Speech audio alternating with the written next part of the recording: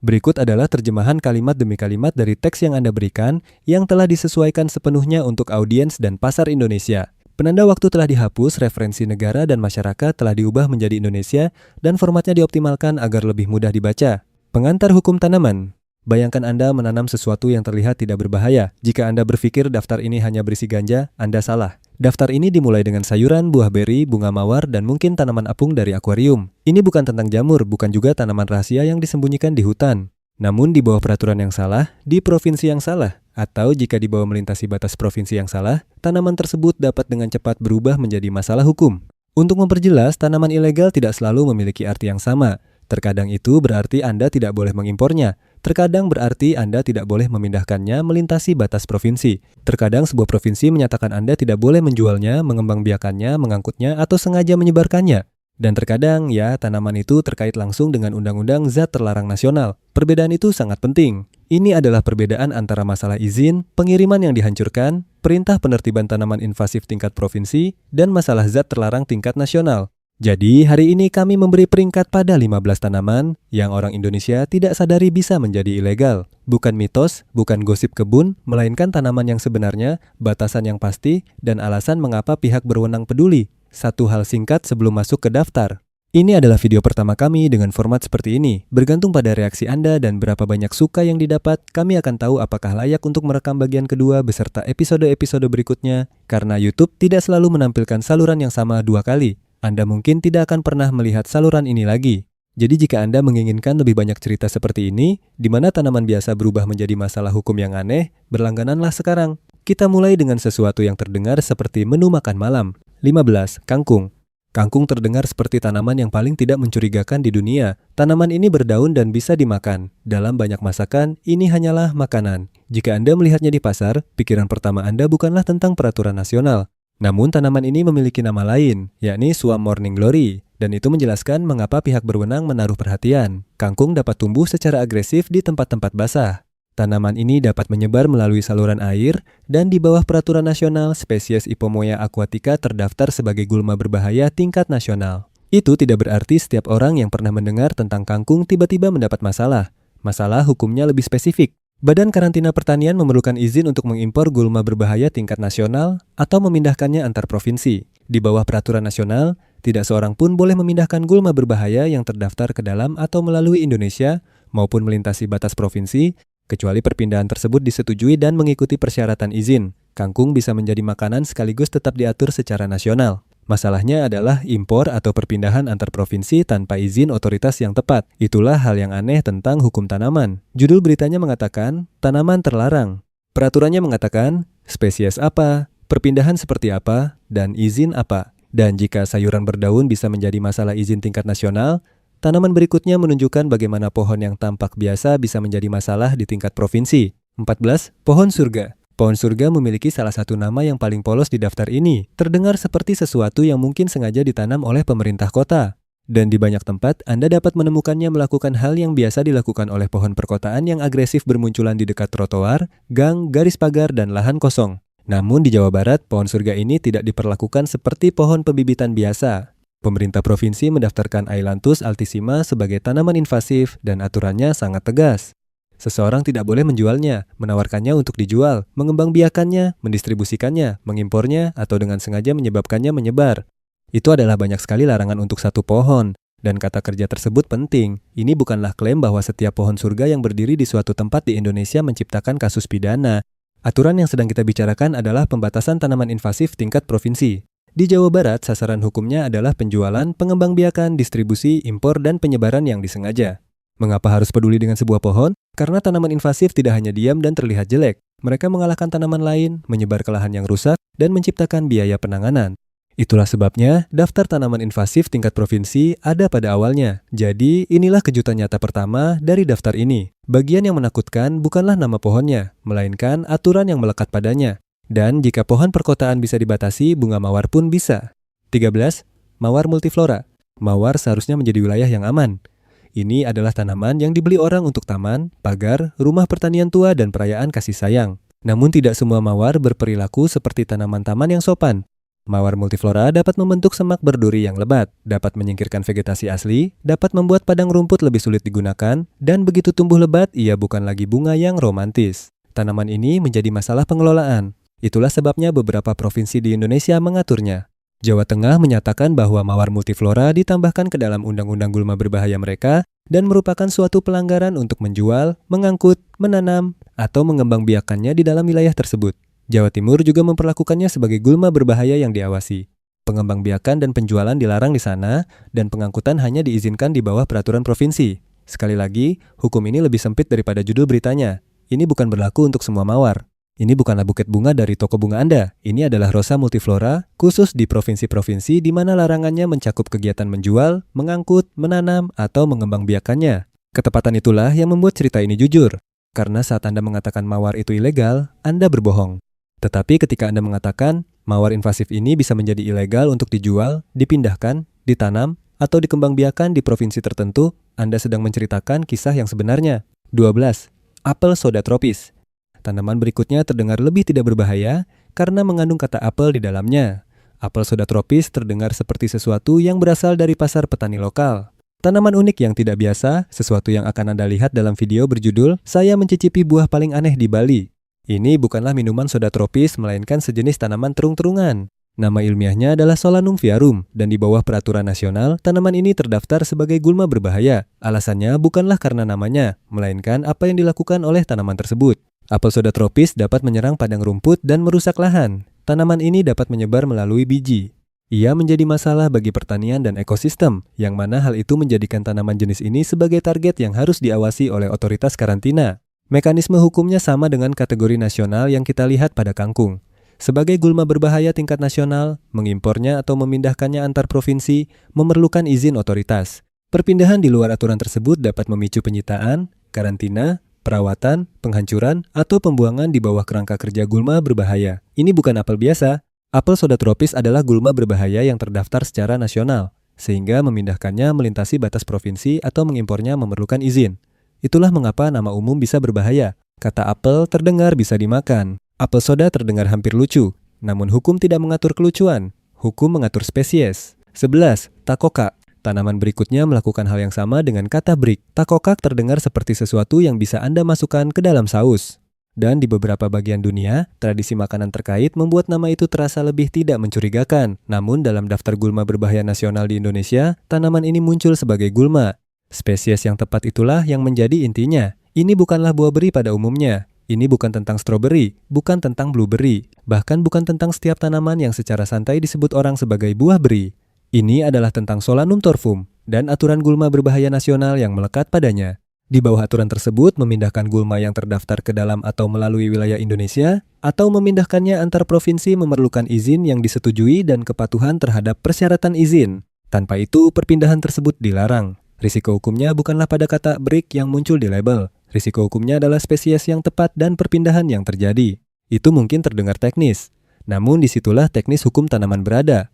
Nama umum dapat menyembunyikan aturan yang serius. Nama ilmiah dapat menentukan apakah suatu pengiriman bersifat biasa atau diatur. 10. Beri hitam liar. Sekarang daftar ini beralih ke bagian yang paling masuk akal. Buah-buahan yang benar-benar dikenali oleh masyarakat Indonesia. Karena ya, bahkan beri hitam dan raspberry dapat muncul dalam cerita ini, tetapi bukan dengan cara yang diceritakan oleh postingan viral palsu. Beri hitam liar terasa sangat akrab bagi masyarakat kita. Mereka tumbuh di sepanjang jalan setapak, mereka tumbuh di dekat pagar, mereka muncul dalam kue pai, selai, dan kenangan musim kemarau. Jadi jika seseorang mengatakan beri hitam itu ilegal, reaksi yang tepat adalah skeptis, karena pernyataan itu terlalu luas. Kisah hukum yang sebenarnya lebih sempit. Peraturan nasional mendaftarkan kompleks Rubus fruticosus sebagai gulma berbahaya. Itu adalah kelompok beri hitam liar tertentu, bukan larangan untuk setiap tanaman beri hitam di setiap halaman belakang. Di bawah peraturan gulma berbahaya nasional, masalahnya adalah impor dan perpindahan antar provinsi. Jika sebuah tanaman ada dalam daftar tersebut, memindahkannya ke dalam atau melalui wilayah Indonesia, atau melintasi batas provinsi, memerlukan persetujuan otoritas dan kepatuhan izin. Itu sangat berbeda dengan mengatakan semangkuk beri hitam adalah barang selundupan. Bukan begitu, hukum difokuskan pada materi tanaman dan perpindahan dari gulma yang terdaftar. Itulah bagaimana daftar ini mendapatkan kepercayaan, karena versi viralnya akan mengatakan beri hitam dilarang. Versi aslinya mengatakan tidak setiap beri hitam. Kompleks rubus liar tertentu diatur secara nasional untuk impor dan perpindahan antar provinsi. Itu kurang sensasional, namun itulah kebenarannya. 9. Raspberry liar. Jebakan yang sama muncul pada raspberry. Raspberry liar memiliki masalah yang sama dengan beri hitam. Kata itu terdengar terlalu normal untuk ada di daftar pemerintah. Namun, daftar gulma berbahaya nasional tidak peduli seberapa normal kedengarannya sebuah nama umum. Daftar tersebut menyebutkan spesies. Salah satunya adalah Rubus mollucanus, yang diidentifikasi sebagai raspberry liar. Itu tidak berarti raspberry kebun biasa itu ilegal. Itu berarti raspberry liar yang tepat ini muncul dalam konteks gulma berbahaya nasional. Mekanisme hukumnya adalah impor dan pergerakan antar provinsi tanpa izin karantina yang disyaratkan. Itulah pola berulang di paruh pertama daftar ini. Bukan kepanikan akan kepemilikan, bukan pula sarapan Anda yang ilegal. Spesies, perpindahan, izin, dan itu semua penting. Karena tanaman tidak menghormati batas properti. Biji menyebar, batang menjalar, air mengalir, tanah berpindah. Orang-orang memindahkan tanaman melalui pesanan online, pembibitan, pertukaran, dan pengiriman barang. Itulah mengapa sebuah buah beri bisa menjadi cerita tentang peraturan. 8. Ganggang air. Beri hitam dan raspberry masih merupakan tanaman darat. Yang berikutnya menunjukkan mengapa tanaman air membuat regulator menjadi lebih gugup. Karena sebuah tanaman kecil yang tampak seperti tanaman akuarium bisa menjadi masalah bagi danau. Hydrilla tidak terlihat seperti masalah hukum. Terlihat seperti sesuatu yang mungkin Anda lihat di dalam akuarium ikan. Pertumbuhan hijau yang tipis, batang di bawah air. Tidak ada yang dramatis pada pandangan pertama. Tetapi di saluran air, hydrilla bisa menjadi mimpi buruk. Tanaman ini dapat membentuk hamparan padat di bawah air. Ia dapat mengganggu kegiatan berperahu dan rekreasi. Ia dapat menyingkirkan tanaman air asli. Ia dapat mengubah habitat, aliran air, dan biaya pemeliharaan. Itulah sebabnya Hydrilla verticillata terdaftar sebagai gulma berbahaya tingkat nasional. Membawa atau memindahkannya antar provinsi memerlukan izin yang disetujui. Perpindahan yang tidak mematuhi aturan gulma berbahaya nasional dapat dihentikan, disita, dikarantina, dirawat, dihancurkan, atau dibuang dengan cara lain. Hydrilla diatur karena tanaman kecil seperti akuarium dapat menjadi masalah saluran air. Peraturan nasional adalah tentang mengimpor atau memindahkannya antar provinsi tanpa izin. Sampai sekarang bahayanya sebagian tersembunyi. Sayuran, bunga mawar, buah beri, dan kemudian hydrilla. Anda bisa melihat logikanya. Satu tanaman berubah menjadi hamparan tebal. Hamparan tersebut menjadi masalah penanganan. Masalah penanganan menjadi sebuah peraturan. Dan jika hydrilla ada di bawah air, tanaman berikutnya mengapung. 7. Kiambang raksasa. Tanaman berikutnya adalah versi mengapung. Kiambang raksasa hampir terlalu sempurna untuk cerita semacam ini. Ia mengapung, menyebar, dan bila lepas kendali, ia dapat menutupi air seperti karpet hijau. Karpet itu bukan sekedar terlihat jelek, ia menghalangi sinar matahari, mengubah tingkat oksigen, membahayakan ikan dan tanaman asli, serta dapat mengganggu perahu, kanal, drainase, dan rekreasi. Peraturan nasional mendaftarkan beberapa spesies di bawah nama kiambang raksasa termasuk Salvinia molesta. Sebagai gulma berbahaya nasional yang terdaftar, kiambang raksasa tidak dapat diimpor ke Indonesia atau diangkut melintasi batas provinsi tanpa izin nasional dari otoritas terkait. Jadi faktanya adalah, tidak semua tanaman apung itu ilegal. Tidak setiap tanaman kolam adalah barang terlarang, hanya spesies kiambang raksasa yang terdaftar. Impor, transportasi antar provinsi, izin otoritas sekarang polanya seharusnya sudah terasa tidak asing. Namun kiambang raksasa meningkatkan risikonya secara visual, karena Anda tidak memerlukan gelar hukum untuk memahami mengapa pihak berwenang peduli ketika sebuah tanaman dapat menutupi permukaan air. Tanaman ini tidak hanya hidup di ekosistem, ia mengubah ekosistem tersebut. 6. Kudzu. Tanaman berikutnya adalah versi daratan dari ide tersebut. Tanaman merambat yang menjadi legenda, kudzu, terkenal karena suatu alasan. Ini adalah tanaman merambat yang digambarkan orang sebagai pemakan wilayah selatan. Ungkapan itu berlebihan, namun bayangannya cukup nyata. Pertumbuhan hijau yang menutupi pepohonan, tiang listrik, bangunan terbengkalai, tepi jalan, dan lereng bukit. Kudzu adalah apa yang terjadi ketika sebuah tanaman berubah menjadi bentang alam. Hukum di Sumatera Utara menanganinya dengan sangat tegas. Peraturan provinsi menyatakan bahwa seseorang tidak boleh menjual, mendistribusikan, menawarkan untuk dijual atau didistribusikan, memberikan, membarter, menukar, atau menanam bagian hidup apapun darinya. Pemilik properti juga harus melakukan upaya untuk menghilangkan materi reproduksi dari tanaman kudzu tersebut. Itu jauh lebih spesifik daripada sekadar mengatakan kudzu itu buruk. Hukum menyebutkan tindakannya yaitu menjual, mendistribusikan, memberikan, membarter, menukar, menanam, dan juga menyebutkan materinya yakni bagian hidup atau materi reproduksinya. Ini bukan cerita tentang zat terlarang yang dikendalikan secara nasional. Ini adalah cerita tentang pengendalian tanaman invasif. Namun hal ini tetap penting karena tanaman seperti kudzu tidak tetap diam dengan sopan di tempat asalnya. Seseorang menanamnya. Ia bergerak melintasi bentang alam, menciptakan beban biaya bagi tetangga, pengelola lahan, dan lembaga pemerintah. Kuju adalah jembatan dari peraturan yang mengejutkan ke peraturan yang jelas. 5. Gulma babi raksasa. Tanaman berikutnya membuat alasannya menjadi lebih personal, karena beberapa tanaman tidak sekadar invasif, mereka dapat melukai Anda. Gulma babi raksasa terlihat seperti sesuatu dari film fantasi. Batang besar, daun besar, kumpulan bunga putih yang bisa menjulang tinggi melampaui manusia. Jika Anda tidak tahu apa itu, Anda mungkin akan menyebutnya mengesankan. Pihak berwenang menyebutnya sebagai sesuatu yang lain, tanaman invasif yang berbahaya. Alasannya adalah getahnya. Getah gulma babi raksasa dapat membuat kulit sangat sensitif terhadap sinar matahari. Sentuhan yang diikuti oleh paparan sinar matahari dapat menyebabkan luka bakar parah, lepuh, jaringan parut, dan cedera mata yang serius. Itu bukan sekadar mitos internet. Sumber spesies invasif tingkat provinsi dan nasional memperingatkan tentang hal ini secara langsung, dan aturan hukumnya sejalan dengan bahayanya. Gulma babi raksasa diatur secara nasional sebagai gulma berbahaya, yang membuat impor atau transportasi antar provinsi tanpa izin menjadi masalah hukum. Pedoman di Jakarta melarang kepemilikan dengan maksud untuk menjual, mengimpor, membeli, mengangkut, memasukkan, atau mengembangbiakannya. Jawa Timur menyatakan bahwa pengangkutan, pengembangbiakan, atau penjualan tidak diizinkan dan kegagalan untuk mematuhinya dapat mengarah pada tindakan penegakan hukum. Itu adalah banyak sekali aturan yang dimuat dalam satu tanaman, pembatasan pergerakan nasional, larangan kepemilikan dan pengembangbiakan, serta peringatan kesehatan manusia. Kita tetap harus bersikap akurat. Kontak yang tidak disengaja tidak serta-merta menjadikan seseorang sebagai penjahat. Dan tidak setiap tanaman tinggi berbunga putih adalah gulma babi raksasa. Ini adalah salah satu tanaman di mana kisah hukum dan kisah horor tubuh bertemu. Tanaman ini diatur karena menyebar dan ditakuti karena menyentuhnya dapat mengubah kulit Anda. 4. Ganja. Setelah ini daftar berganti kategori. Kita meninggalkan tanaman invasif dan kita memasuki undang-undang zat terlarang yang dikendalikan oleh pemerintah pusat. Ingat pembukaannya? Kami mengatakan bahwa daftar ini tidak dimulai dengan ganja, namun akhirnya sampai ke sana juga. Ganja adalah salah satu tanaman yang semua orang harapkan ada dalam video seperti ini, tetapi juga merupakan tanaman yang paling cepat disalahpahami oleh orang-orang. Karena di Indonesia, hukum tentang ganja tidak hanya terdiri dari satu aturan tunggal. Itu adalah sebuah konflik. Beberapa daerah mengizinkan penggunaan medis. Beberapa provinsi mengizinkan penggunaan rekreasi untuk orang dewasa. Beberapa mengizinkan penanaman di rumah di bawah peraturan provinsi. Beberapa lainnya tidak. Namun hukum nasional masih memperlakukan ganja non-rami sebagai zat terlarang.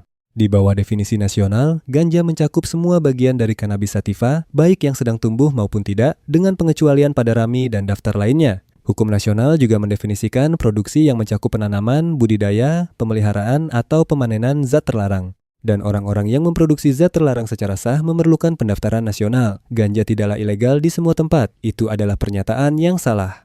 Beberapa daerah mengizinkan penanaman di rumah, namun hukum nasional masih memperlakukan ganja non-rami sebagai zat terlarang dan mendefinisikan produksi, termasuk di dalamnya adalah penanaman dan pemeliharaan. Itulah sebabnya ganja berada di nomor 4, bukan nomor 1.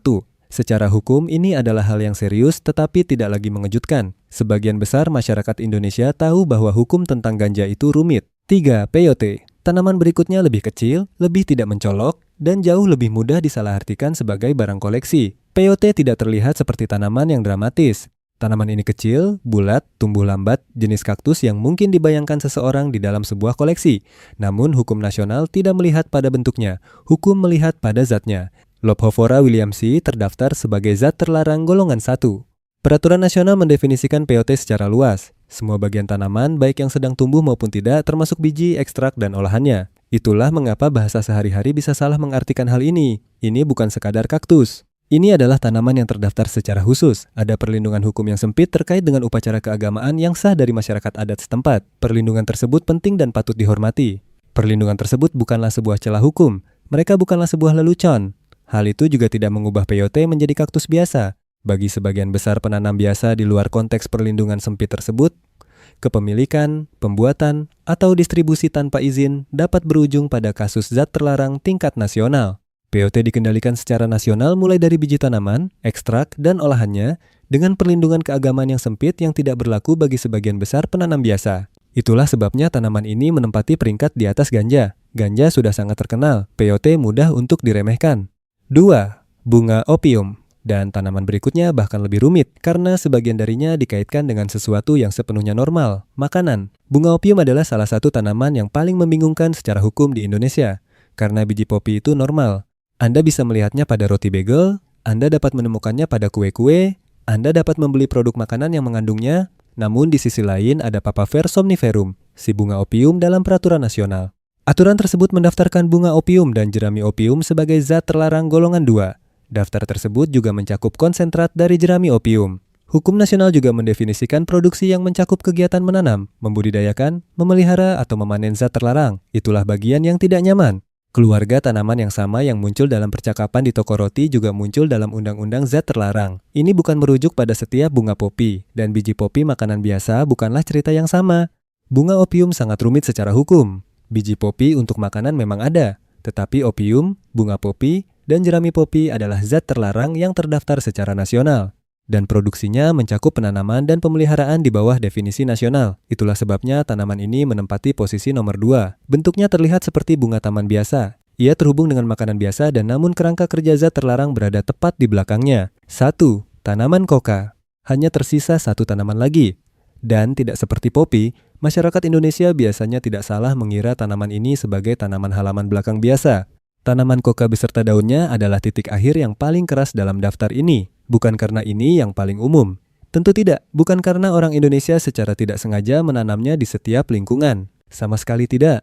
Tanaman ini menempati peringkat pertama karena hubungannya dengan zat terlarang tingkat nasional sangat langsung dan seketika itu juga bisa dipahami. Peraturan nasional mendaftarkan daun koka dan segala garam, senyawa, turunan, atau olahan dari daun koka sebagai golongan 1. Itu termasuk kokain dan egonin.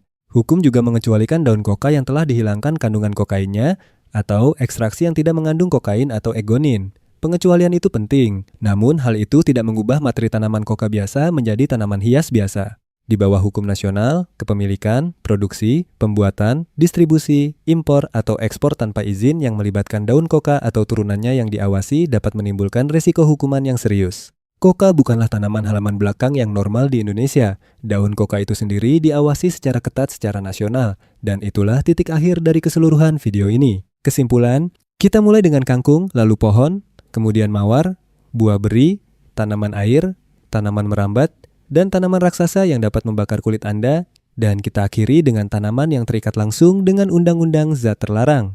Pelajarannya bukanlah bahwa setiap tanaman yang aneh itu ilegal. Pelajarannya adalah bahwa hukum tentang tanaman itu sangat spesifik dan spesies itu penting. Batas wilayah itu penting, izin itu penting. Dan terkadang, perbedaan antara eksperimen kebun yang tidak berbahaya dan masalah hukum yang serius hanyalah satu kata dalam sebuah daftar resmi. Jika daftar ini bermanfaat, berlanggananlah. Kami tidak menyebarkan mitos berkebun di sini. Kami memeriksa aturan yang sebenarnya, badan-badan pemerintah yang sebenarnya, dan kata-kata yang tepat. Dan jika Anda menginginkan episode berikutnya sebelum algoritma menyembunyikannya lagi, tekan tombol berlangganan sekarang. Dan jika Anda menonton dari Indonesia, hal ini membawa kita pada sebuah ingatan tentang apakah Anda pernah melihat petugas mencabut tanaman invasif di sekitar Anda.